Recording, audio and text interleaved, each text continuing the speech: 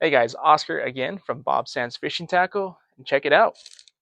We're ready to finally open up the three reels. We have a Penn 500, Tranx 500, and the Daiwa 500.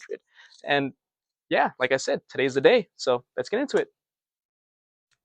All right, guys, in front of me I have the new Penn Fathom 500, and I took it apart so you can see, as well as the differences between the Tranx 500 and the Lexa 500.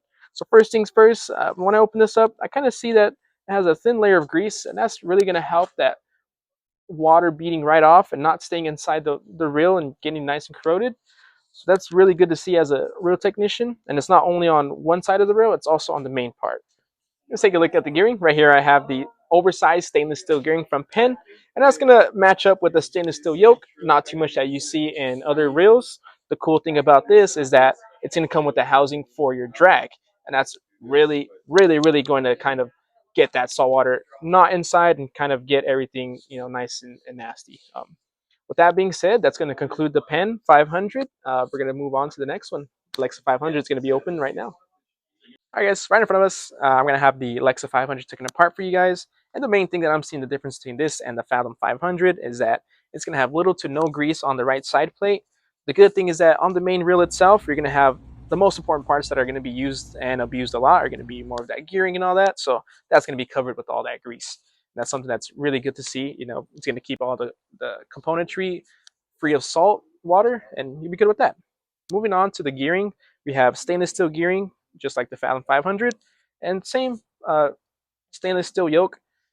Uh, Pretty much almost the same. I would say these drags are going to be a little thinner, but still very good output on the drag on here.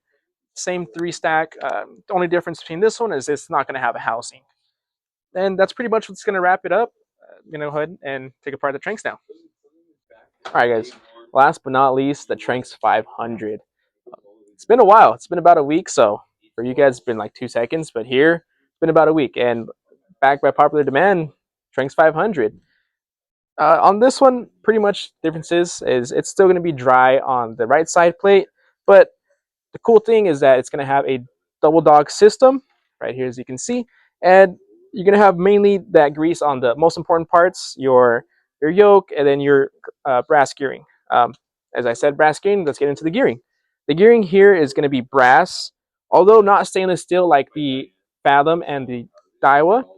It's something that it's going to provide you smoothness, and that's kind of something that you can feel as you come in and spin these reels. That stainless steel is going to give you that rigidity, kind of something that feels really nice, but the brass here is going to give you smoothness, and that's what people kind of tend to like about the 500, and personally I like as well, is as how smooth they are.